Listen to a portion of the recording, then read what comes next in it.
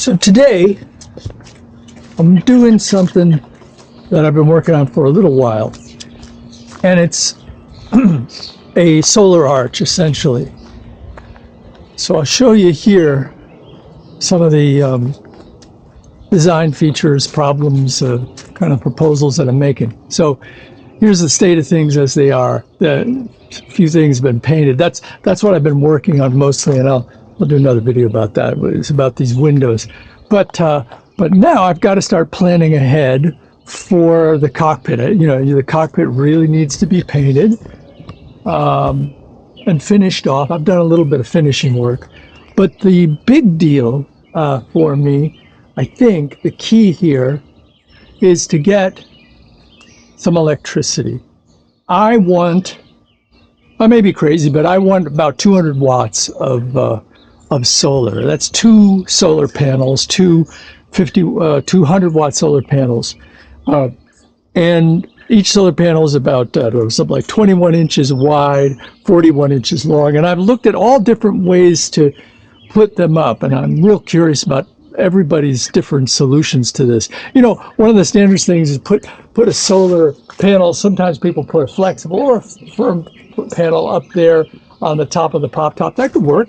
I don't want one up there because the pop top, I don't know if you can see, but I've got these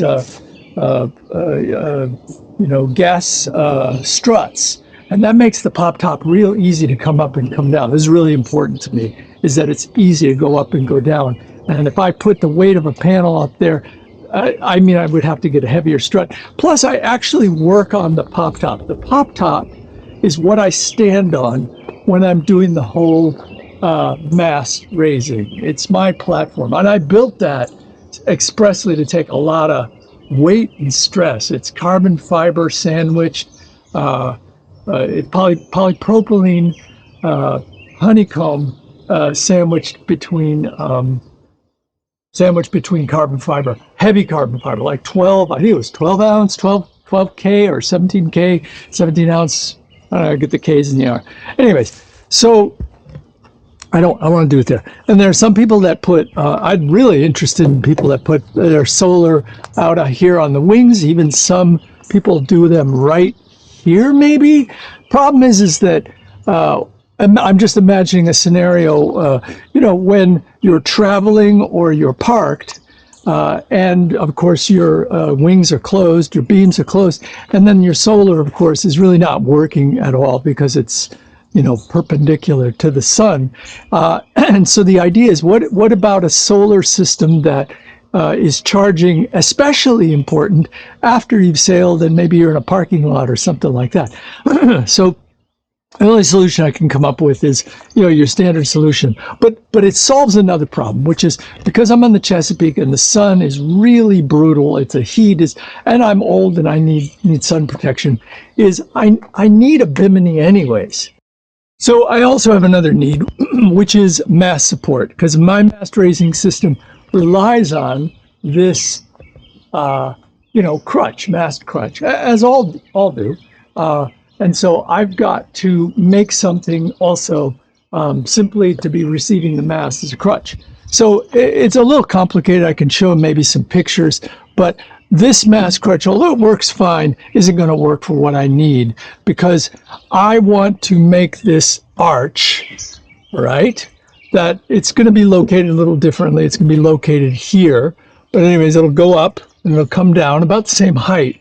But this arch also then becomes one of two uprights. The other upright goes right here, zoop, and is on either diagonal corner of a panel. So there's a panel here, a space like maybe 27 inches gap, and a panel here. And that gives me this thing where if I want to cover the whole thing over, I just need a little space filler, a gap filler, canvas or panel or something. But my solar panels then become, the bimini. That's the theory anyways. And so the trick is all this stuff has to be stout and sturdy and stiff, and because there's a lot of forces up from that angle, and it's got to hold the weight of the mast, right? So the mast at max I mean, the mast as it is only about 80 pounds. When you've got everything else added onto it, maybe it's 120 pounds. And then you've got to figure in, room for safety and stuff like that. So I need a unit. I plugged into my little calculator 400 pounds. That's a mast that's got a lot of stuff on it, and it's coming down at speed. And then, of course, I put in a safety factor of like 4 or 5. And what's come up is some calculations for an 1.5-inch diameter aluminum 6061 T6 or T5 pipe, not tube pipe, and there's a reason why I'm using pipe. So I went out and I did a lot of shopping and thinking about this, but what I got for a really good price was 1.5 inch Schedule 40 pipe. Not tube, pipe, so it's measured by inside diameter. And the reason is because I have this old, I bought really cheap, these were like lateen spars for like a sailing canoe or a sunfish or something like that. And this is tube 1.5 inch, so this is outside diameter. So this stuff fits inside the pipe and can telescope. And this is going to be key, because what I need is, ideally, I'd like 2 positions for that. The mast crutch aspect of this is there's this position, which is its lowest position, where it's, low down, that's low, highway, and for whatever, it's just high enough so I can raise the pop top. And then I want to be able to go up 1 foot higher. And if I can get 12 more inches, it's high enough that it creates, it turns that the mast still is relatively horizontal. I have to get another prop in the front, but then it creates this incredible tent. Like, it's a gorgeous tent. I know it would be a tent now, but higher, you've actually got headroom and it. Anyway, so the idea is to be able to make it a little bit higher, because I don't have a garage, and so in the wintertime, it's its own, shelter, its own self-shelter. And so getting that ridge pole up another 12 inches makes it possible to, have a very good serviceable shelter for working on the boat in the wintertime. So that's the idea. Telescoping, 2 position, freestanding, blah, blah, blah. So now the question is how to deal with these bends. And that's what I want to focus on today, and that's what we're going to see, whether this works. And it might be a total failure, because I don't know. I've looked online and stuff like that. So let me show you inside what I've got. So I'm working indoors just because I want to, because I've got a concrete floor and it gives me a nice, relatively level floor, and it gives me more controlled space. I can focus on this, because I don't know, potentially I think this could be nerve-wracking for me. It probably wouldn't be for anybody else, but for me it is. And that is bending pipe. So there it is. That's my brand new 12-ton Harbor Freight pipe bender. And there's videos on this, and so I've looked at them. And that is a section of pipe that would potentially be the upright, the U shape that creates the back mast crutch. This is actually just the U shape on the top of it. It will then have splines made out of that 1.5 inch tube, that old sunfish mast, that'll make it adjustable and telescoping. So this is just the U shape at the top. And it's got to be 32 inches between the insides of the curves. And I'm hoping I could get that radius. That's the 1.5 inch pipe mandrel, or I think it's called mandrel. And that's a 90 degree. And I don't know what that is for a radius, if that's a 6 or a 5 or 7 inch radius. I don't know. It seems like a tight radius. So the key here was how to bend, and this is, I forget, 0.14 thickness, wall thickness. I think it's a little bit bigger than 1/8 inch. Schedule 40 is, you know, it's based on the diameter, not on a fixed wall thickness. So this was the key, was to make this stuff, because it's 6061 T5, which means it's potential, it's hardened. So what I've learned, we're going to find out, is if you anneal this, raise the temperature up to 400 degrees and then let it self-cool gently, that it will soften the pipe, the metal. And that's, fingers crossed, that's the whole big test here. And so what I did was I very targetedly softened this area right here. This is the center of the bend. These are increments of 1 inch. And in fact, I used these lines I drew in later, but these lines I drew before I annealed. And I actually striped this whole thing up.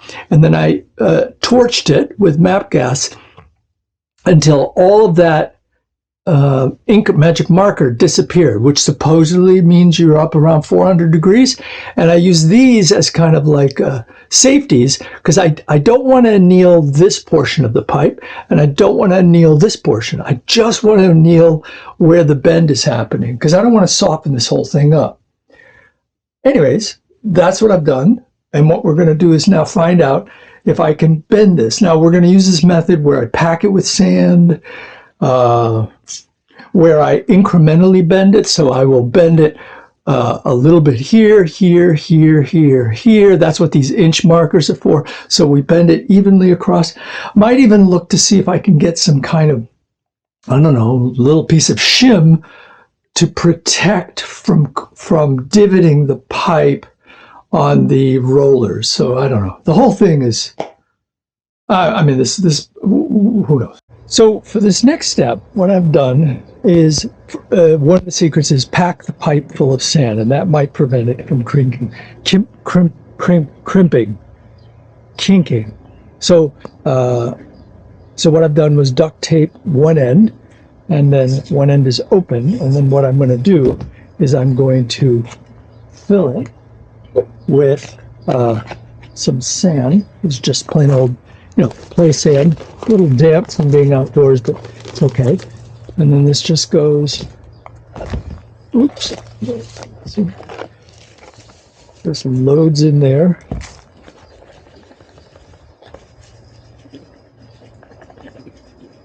And I expect it's going to take, a fair amount of sand to load up. It just goes right down. As I get to the top, you can see the sand fills up, but then, and I hope this is the right thing to do, is a couple of stomps, and it actually settles down a good 3 or 4 inches. Once I get this up to the top and I've tamped it as best I can, I guess all those sand crystals sort of find little niches, they sort of settle into each other, and that, I would think that's a good thing. I'm hoping that's a good thing. And then I just use this, really strong Gorilla Tape to cap it. And I think that'll, well, we're going to find out. So on the bender, a couple of other hacks that I've done, I don't know if they're hacks, but they're tips, maybe they might work. One is, in no specific, well, here, one is a hack and one is just a basic practice, is I cut these little sections. This is just PVC. This might not work. PVC pipe, Schedule 40 pipe, which is really soft, but and they will distribute maybe the point load, the pinching that will occur when the pipe is being rammed up with its mandrel. And this actually will be in this orientation, right? So the pipe will sit here. So it gives it a saddle rather than just this one axis of saddle. It gives a different one. And it can rotate and shimmy and shift along here. So I don't think it's going to grip the pipe or anything like that, keep it from moving. It's just duct taped on. The other kind of tip that I am observing Well, first is to do this on its side rather than upright. That makes a lot of sense. I think, yeah, you're just using this as the pump for the jack. You're not literally forcing the pipe, in one, in that way.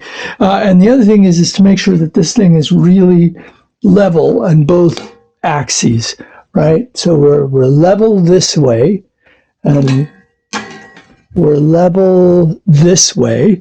I actually had to shift it around in here because this basement floor, because it was poured, to drain in one direction, it's not level. And the reason is not with the first bend, it's maybe with the first bend too, is you don't want a warped bend. You want this bend to all be in one plane. And so the way that you guard that is I'm going to actually duct tape this level to the pipe itself, so that I will always know that it is in plane. I mean, fingers crossed. So here's a detail. I know in order to get this U-shaped bend, this 290 degrees, as close as possible in the exact same plane, the only way I can think of to do that with my very crude setup is to use a level. And I showed how I can level this thing. But really what matters is that it has to be all on the same plane in reference to the bar, the pipe itself. So I have this idea. I hot melt glued this little piece of flat wood here. Hopefully that's going to stick. Hot melt glue in between this little piece of cedar and aluminum. And I did it actually when it was laying down, and I did it so that it's pretty much level. The reason I didn't just glue this to the pipe was because this is very long and I don't have a short little level. I could run the Harbor Freight and get one, but whatever. This will work, hopefully. So that'll be my reference. So as I go along, as I bend, I'll move this tube, and hopefully I've got just enough place so that I can feed it in, and I will always be twisting the pipe so that, again, that it's level. Now, of course, it'll be all right, even though this will begin to have a bend in it. That will still be determining its plane, and that's my idea here, is that this, as long as this doesn't, if that falls off, oh man. But anyways, maybe I'll make a little ink mark so that if I have to glue it back on, I can put it exactly back in registration. But I'm going to be real careful, and I'm going to see about doing it that way. 1, 2, 3, 4, 5.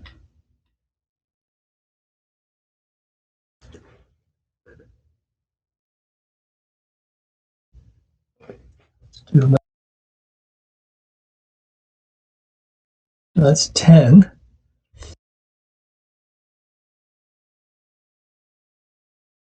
Mark it like that.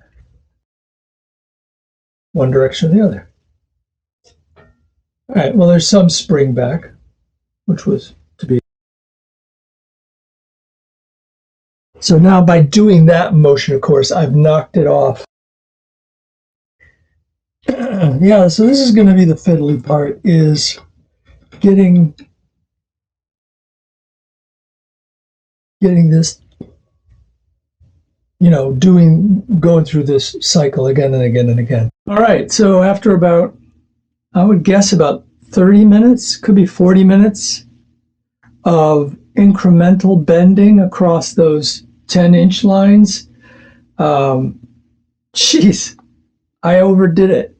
It's past 90. Damn. So, the quality of the bend, pretty good. I don't see any kink. There's no kinking, obviously. It's not a perfectly smooth bend like maybe a roll, but I think it'll be okay for me. And then as far as the divots, those little sleeves, PVC sleeves that were going to prevent, I just got rid of them after the first or two bend because they were just getting bunged up in the work. So, but I mean, I guess there are some divots there, but they're very slight. They may show up. I don't know. But my big task is going to be how to unbend that. So as it turns out, I've got a really sophisticated mechanism for unbending this. I've already done it, I put it underneath the heaviest part of the trailer here. And I made sure that the elbow is kind of in some soft material so it sort of spreads the stress around instead of putting it on a piece of wood. It's not mud, but it's dirt. And then I just use the natural leverage of this long arm and hold it. And you can sort of feel where it gets past springiness and then it has a little give.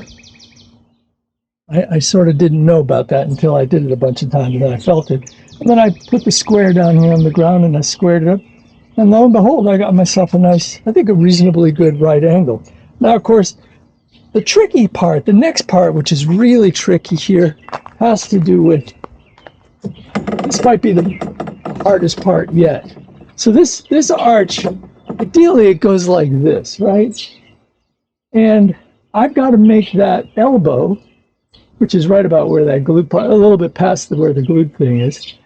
Well, you can actually see I've made a line there.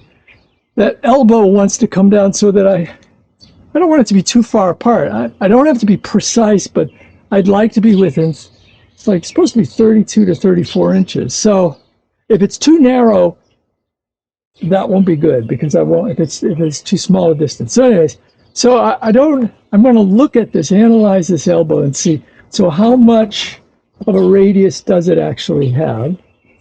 And then I want to reproduce that radius on the other side there. Fingers crossed. I mean, this is all really kind of medieval mechanism. It's not really that sophisticated. And I can see why metal benders charge. It's going to be $100 for these two bends. And the bender costs 150. So I thought, hell, if I can do this, and he wasn't even sure he could do this. I had to sort of coach him on the phone and say, oh no, we're going to anneal the pipe and we're going to fill the pipe with sand. And he's like, no, that's T6 or T5, 6160 or whatever. I don't think that's going to work that thick. Well, I've never done it. You're going to have to sign something that says it's okay. This could break and it won't work. I'm not going to reimburse you for the materials. So, I mean, it was going to be, there was a chance I wasn't going to be able to get the bender to bend this guy anyways. So anyways, if I can make this work, well, then I can bend pipe. Well, it's not the handsomest in pipe bending. It's what would you say? It's a little bumpy. It's not crimped, but it's bumpy, which is not totally sexy, but I don't know. We're just going to follow this through and see what we get. So here's an interesting discovery is this is actually in the way. This is my leveling stick. But as it turns out, I now have a plane established with this arm, which this 90-degree arm. So I don't need this anymore. The plane is, in fact, really that's the reference, right? All I want is for this leg to match and be in the same plane as this leg. So really this is actually secondary. This is primary now. So I'm just going to pry this thing off and it'll be out of my way and I'll be using this leg as now my primary sort of reference for level.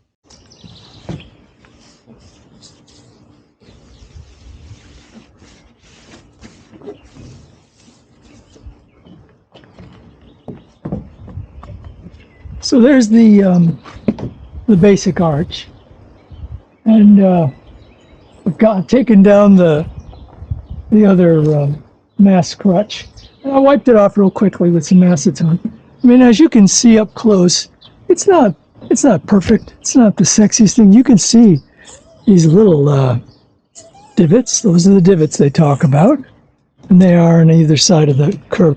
And on the underside here, it's lumpy. But not, there's no kinks, and there's nothing I think is structurally compromised or anything. And this is, I'm going to show you, this is what the idea here. Yeah, so the idea here is that this is holding up the mast, and when I'm, on the road and that kind of thing, and this is exactly the right height to keep the pop top open still, so the pop top will close. And then this actually has some splines in it that go down to here, and so I'll have some little hole system and a pin on either side, and so I could even bring this up, which is what I wanted to do, is to get it up another foot maybe, for, I don't know, creating kind of like a big tent, a big, for the winter time when I'm working on the boat, when it's on the hard, or maybe when I'm out at anchor, I could have this up and have a big, giant shade fly, Anyways, this is also part of the solar arch system, right? So what's going to happen coming out of here are going to be, this is where one each on each side, hopefully, is a 100-watt, sort of a 40-inch, 41-inch by 19 to 21-inch solar panel. So it's going to be hang out here, and then it's going to come to here, and then there's another upright that will go right here. That will go deep into the structure here. And as you can see from underneath, I've got some distance I can go down there, and that's going to take some surgery. And then the idea is that these 2 points of contact with a supporting lateral here, maybe if I make it from strong enough materials, will hold these 2, and then the center here will be a keyhole. It'll be open slot with no connector. That's the goal here. There's no connector that you have to duck under. But those would be the 2 sort of panels of shade, which are going to be needed in this kind of environment now. Yeah, and they should be about the same height as the pop top. Anyway, so there's my aluminum bending adventure. We'll see what happens. Maybe if I polish them up and stuff, they're never going to look like some fancy stainless steel, beautifully rolled tube. But I think they'll look good, and they're appropriate for a boat like this. Is a homemade boat. So there was one other thing I forgot to mention here was what I wanted to do by opening this up. So imagine here's where the tiller, rudder, and instead of having the engine here, there's a real problem here. Is this 4-stroke engine is really tight in this box.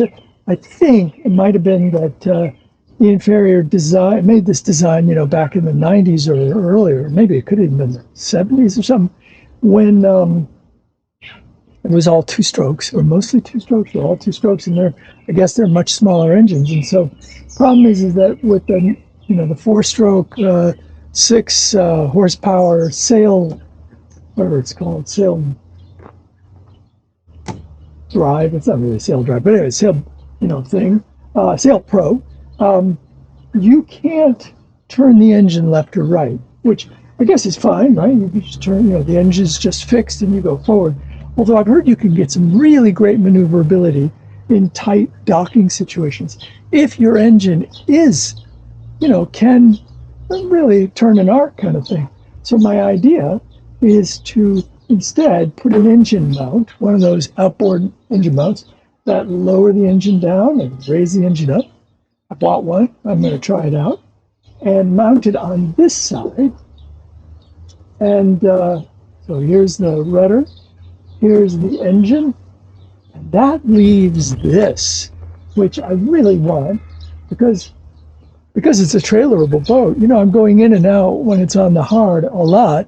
And I normally go in and out, stepping up here. So if there's no engine in here and it's mounted over here, this is going to be great. It's going to be easy to get in and out. And also maybe on the water. Maybe this is a way to enter and exit the boat. You know, if I get a ladder down here or something. So get a lot of benefits if this all works.